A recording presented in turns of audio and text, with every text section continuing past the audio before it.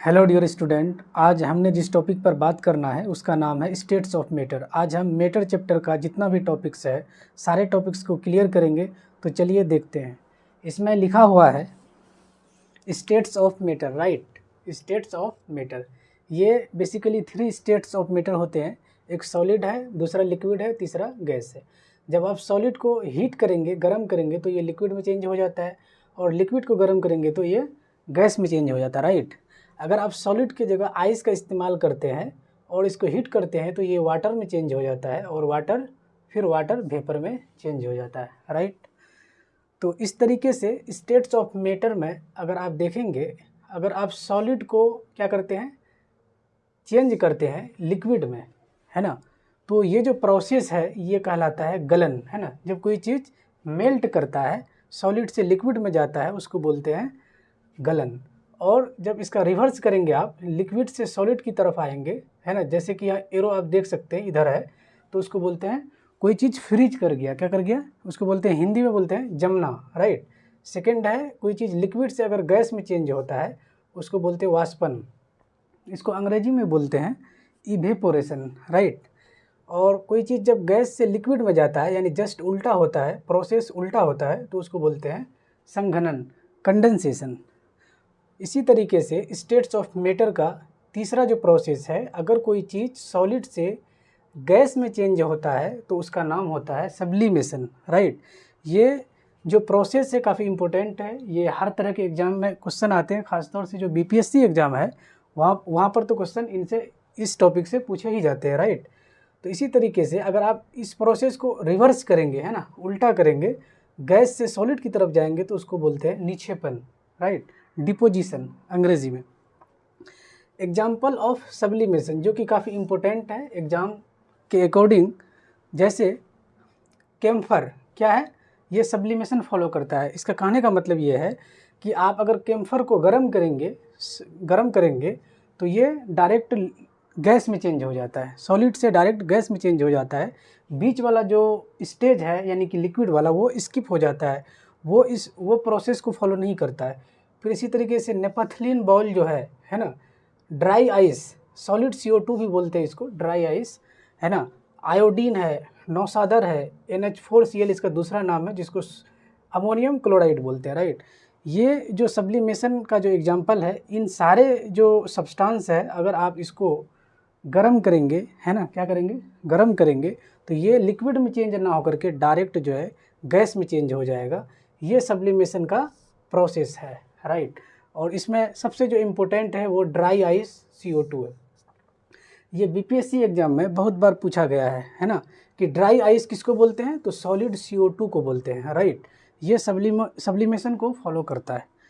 और नेक्स्ट जो टॉपिक है हमारा, उसका नाम है कैरेक्टरिस्टिक्स ऑफ मैटर, यानी कि मैटर का कैरेक्टरिस्टिक्स क्या है। नेक्स्ट है हमारा कैरेक्टरिस्टिक्स ऑफ मैटर, राइट, जिसमें हम सॉलिड, लिक्विड, गैस का क्या प्रॉपर्टीज़ है उसके बारे में जानेंगे। जैसे आप सॉलिड की बात करेंगे, अगर आप इंटरमॉलिक्यूलर फोर्स की बात करेंगे, तो सॉलिड में क्या होता है, काफ़ी हाई रहता है ना, उसका जो पार्टिकल से काफ़ी करीब करीब रहता है, काफ़ी सटा हुआ रहता है। और लिक्विड में उस सॉलिड के कंपेयर में कम रहता है। गैस में जो है इंटरमॉलिक्यूलर फोर्स की बात करेंगे तो ये काफ़ी कम होता है, राइट। इसी तरीके से इंटरमॉलिक्यूलर स्पेस है, इसमें जो है इंटरमॉलिक्यूलर स्पेस जो है सॉलिड में कम रहता है, राइट। इसी तरीके से गैस में जो है इंटरमॉलिक्यूलर स्पेस ज़्यादा रहता है, उसमें जो स्पेस जो है ज़्यादा रहता है ना, तो पार्टिकल जो है गैस का मूव ज़्यादा करता है। शेप की बात करेंगे आप, तो सॉलिड का जो शेप होता है ये फिक्स्ड होता है। जैसे हमारे हाथ में ये मार्कर है, ये क्या है, फिक्स्ड जो है इसका शेप है, इसको कितना भी प्रेस करेंगे ये चेंज नहीं होने वाला है, राइट।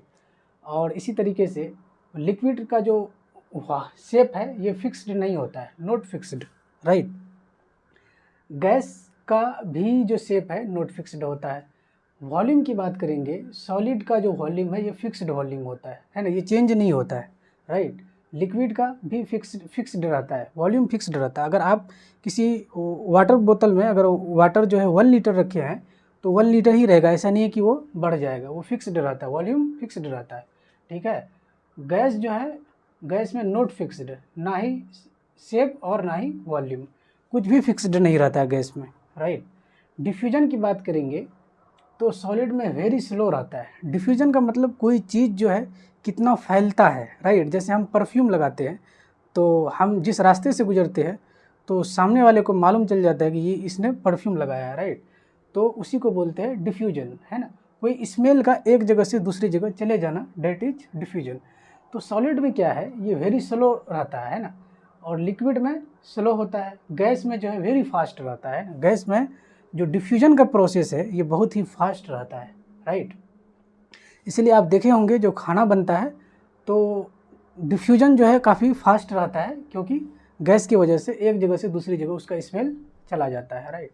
डेंसिटी की बात करेंगे तो सॉलिड में काफ़ी हाई रहता है, जो पार्टिकल है काफ़ी सटे हुए रहते हैं तो वो हाई रहता है। लिक्विड में मीडियम रहता है, गैस में वेरी स्लो रहता है।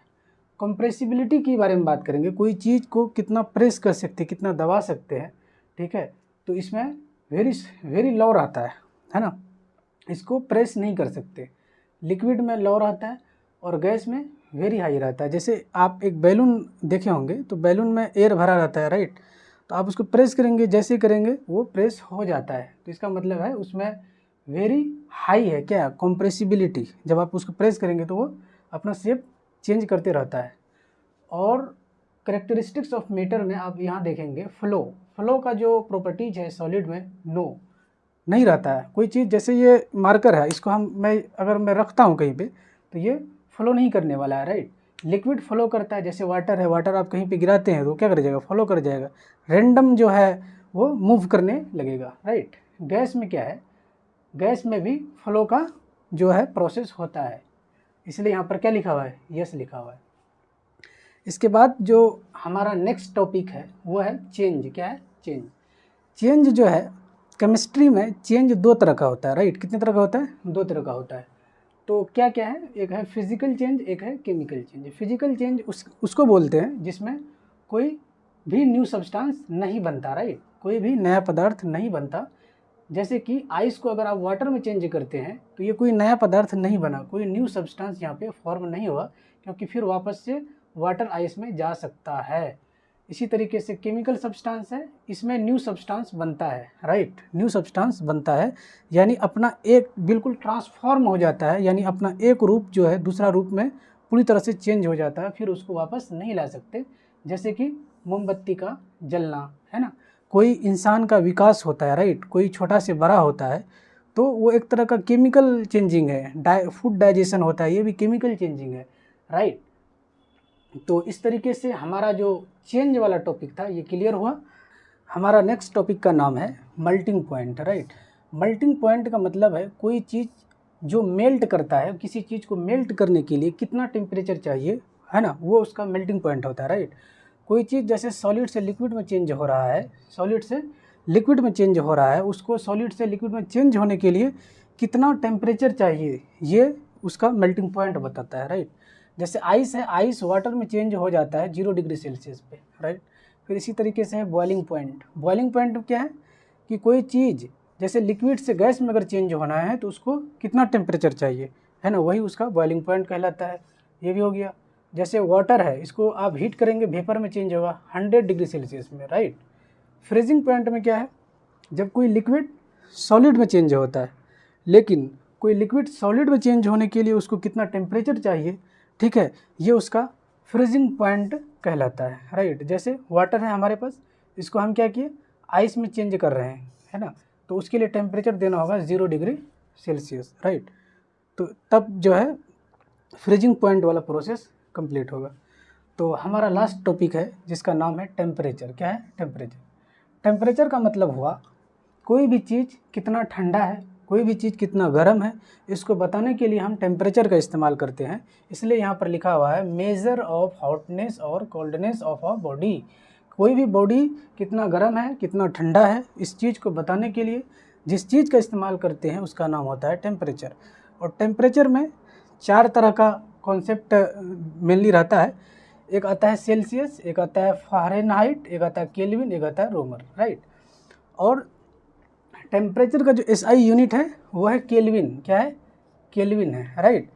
तो आप देखेंगे कि जो सेल्सियस है, सेल्सियस स्केल जो है, इसका जो मिनिमम जो ये होता है स्केल 0 होता है और मैक्सिमम 100 होता है, फ़ारेनहाइट का 32 और मैक्सिमम 212, और केल्विन का मिनिमम जो स्केल रहता है वो 273 रहता है और मैक्सिमम 373।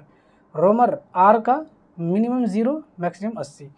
तो रिलेशन क्या है इनके बीच, CFKR Celsius Fahrenheit Kelvin Romer, इनके बीच जो रिलेशन है ये है तापमापी minus minimum by maximum minus minimum. ठीक है, तापमापी में क्या आएगा, टेम्परेचर आएगा, और मिनिमम में जो मिनिमम यहाँ पे लिखा हुआ है मैक्सिमम माइनस मिनिमम, यानी कि 100 माइनस 0। जब आप इसको कैलकुलेशन करेंगे तो आपको इस तरह का रिलेशन मिलेगा, जो कि बहुत सारे एग्जाम में इस पे आधारित क्वेश्चन आते हैं न्यूमेरिकल टाइप के। अगर आपको मालूम होगा तो आप इजीली इसको हल कर सकेंगे, राइट। तो इसमें क्या है, इसका जो रिलेशन है C/5 बराबर F माइनस 32/9 बराबर K माइनस 273/5 बराबर R/4। ये एक रिलेशन है सेल्सियस फ़ारेनहाइट केल्विन एंड रोमर के बीच। अगर आपको ये मालूम होगा तो आप एग्जाम में क्वेश्चन को इजीली सॉल्व कर सकेंगे।